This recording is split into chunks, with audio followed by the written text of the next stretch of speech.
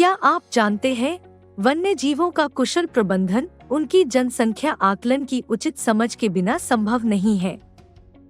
प्रजातियों के व्यवहार के आधार पर उनकी जनसंख्या के आकलन के लिए विभिन्न तकनीकों का उपयोग किया जाता है।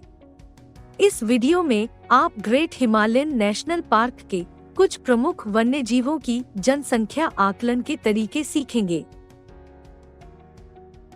जुजुराना, मोनाल और चीड़ फेजेंट की जनगणना या सेंसस के लिए कॉल काउंट प्रक्रिया का प्रमुख रूप से उपयोग किया जाता है। कस्तूरी मृग यानी मस्क डियर की जनगणना के लिए साइलेंट ड्राइव प्रक्रिया का उपयोग किया जाता है और अनगिलेट सेंसस के लिए ब्लॉक काउंट प्रक्रिया का इस्तेमाल किया जाता है। आइए एक एक करके इन तकनीकों के बारे में जानें। फेजेंट्स में उनकी कॉल प्रमुख होती है, इसलिए कॉल काउंट प्रक्रिया का उपयोग किया जाता है। फेजेंट्स के प्रजनन का मौसम अप्रैल से जून तक होता है। इस दौरान फेजेंट्स की कॉल को स्पष्ट सुना जा सकता है। इन कॉल्स को कॉल काउंट प्रक्रिया का आधार माना जाता है। यह माना जाता है कि हर एक कॉल का मतलब है कि एक प्रजनन जोड़ी उस क्षेत्र में मौजूद है। इस प्रक्रिया को विस्तार से जानने के लिए हम कॉल काउंट विधि को 3 भागों में विभाजित करेंगे।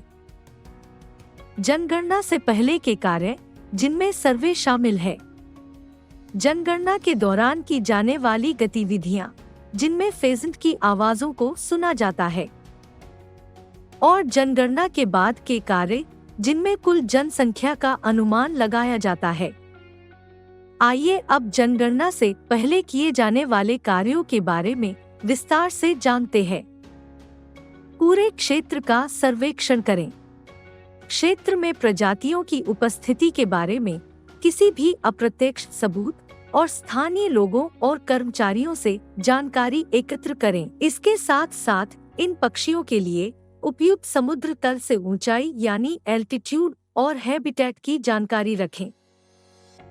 एकत्रित जानकारी पर आधारित संरक्षित क्षेत्र के नक्शे पर संभावित फेजेंट हैबिटेट्स को चिह्नित करें।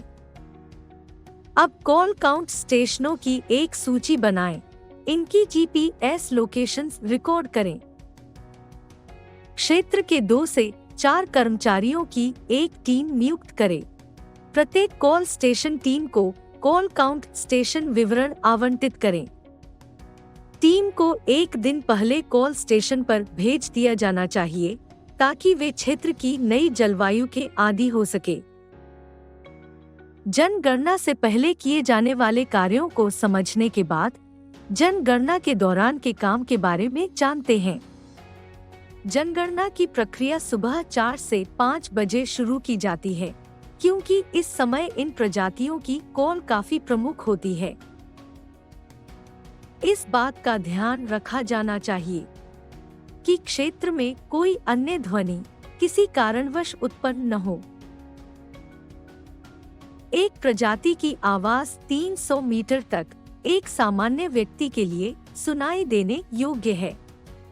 इस धारणा के आधार पर हम 300 मीटर रेडियस के क्षेत्र के कॉल स्टेशन का सर्वेक्षण कर सकते हैं।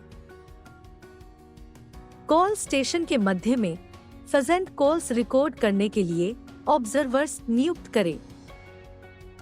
कॉल की दिशा, समय और ऑब्जर्वर्स से कॉल की दूरी को रिकॉर्ड करें।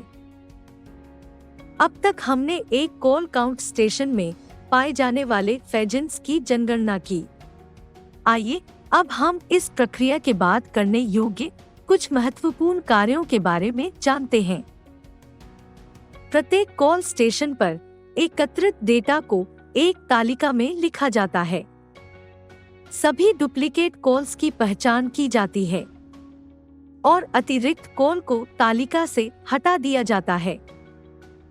इसके बाद हमें कुछ आकलन करने की आवश्यकता है ताकि हम एक कॉल स्टेशन में फेजेंट्स की आबादी का अनुमान लगा सकें।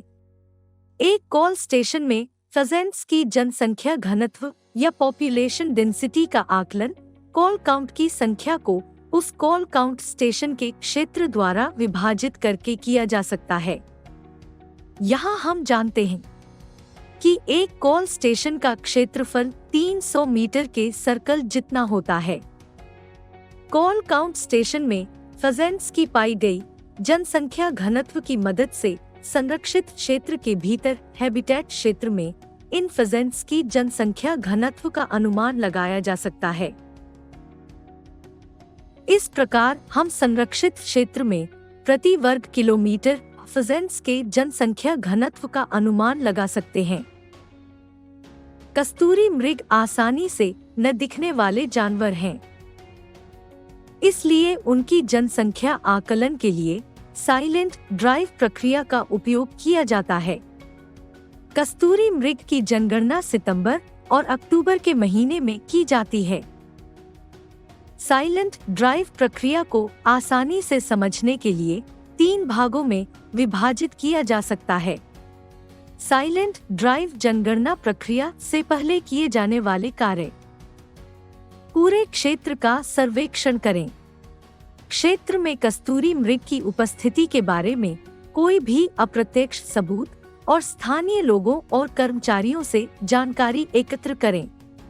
इसके साथ साथ इस प्रजाति के लिए उचित एल्टीट्यूड और हैबिटेट की जानकारी रखें।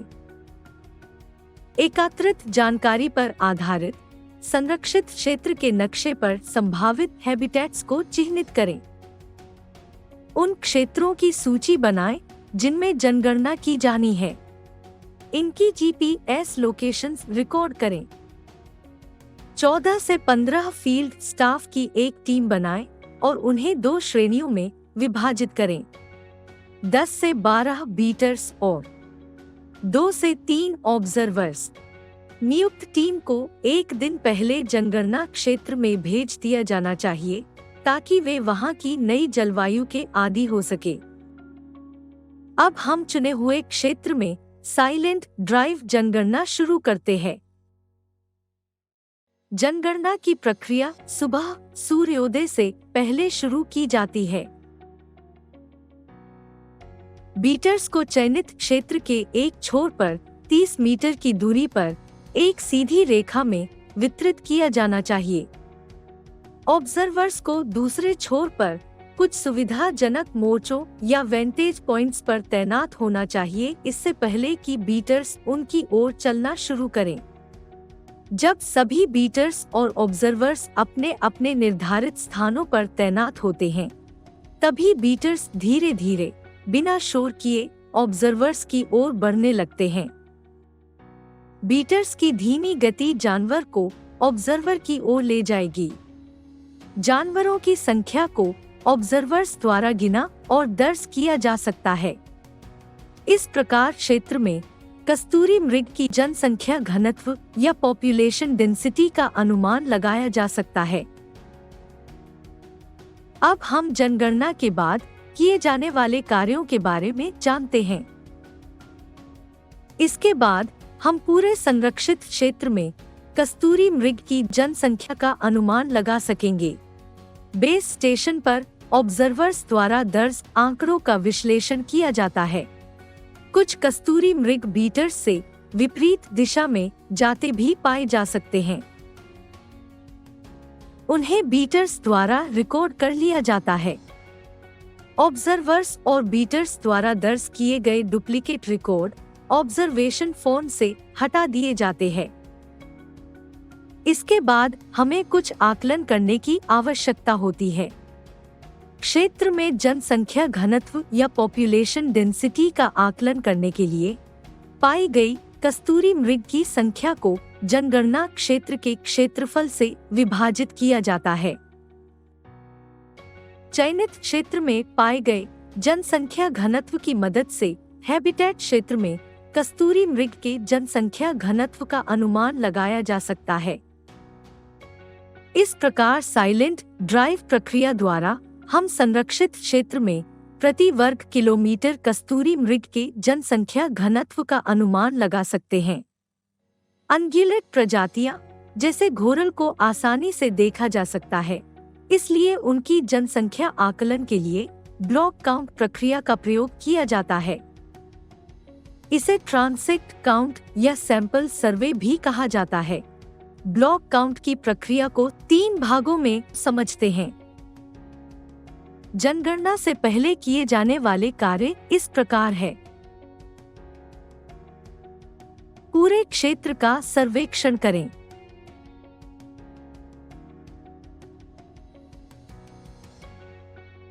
अब घोरल के संभावित हैबिटेट्स को चिह्नित करके उन क्षेत्रों या ब्लॉक्स की सूची बनाएं जिनमें जनगणना की जा सकती है। इनकी जीपीएस लोकेशंस रिकॉर्ड करें। ब्लॉक काउंट प्रक्रिया में टीम की संख्या 6 से 9 होती है। यह संख्या एक ब्लॉक में चुने ट्रांजैक्ट की संख्या पर निर्भर करती है। चलिए एक उदाहरण देखते हैं। एक ब्लॉक क्षेत्र में 1 किलोमीटर लंबा रास्ता या ट्रांसेक्ट चुना जाता है। ये माना जाता है कि एक ऑब्जर्वर ट्रांसेक्ट पर चलते हुए ट्रांसेक्ट के दोनों ओर औसतन 30 मीटर तक स्पष्ट रूप से किसी जानवर को पहचान सकता है। टीम को ट्रांसेक्ट पर चलते हुए विभिन्न स्थानों पर 4 घोरल दिखे।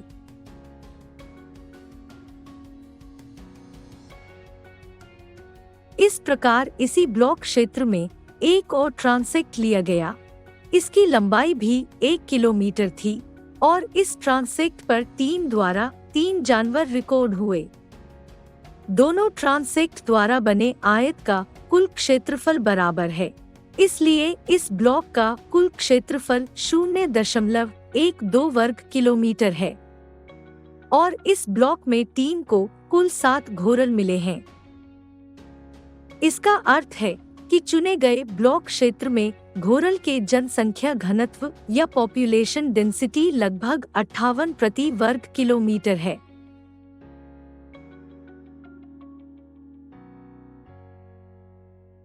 सटीक परिणामों के लिए ब्लॉक काउंट प्रक्रिया करते हुए इन बातों का ध्यान रखें। इस प्रकार के सैंपल सर्वे के परिणाम बड़े गहरे रंग के पशुओं के लिए अधिक सटीक होते हैं।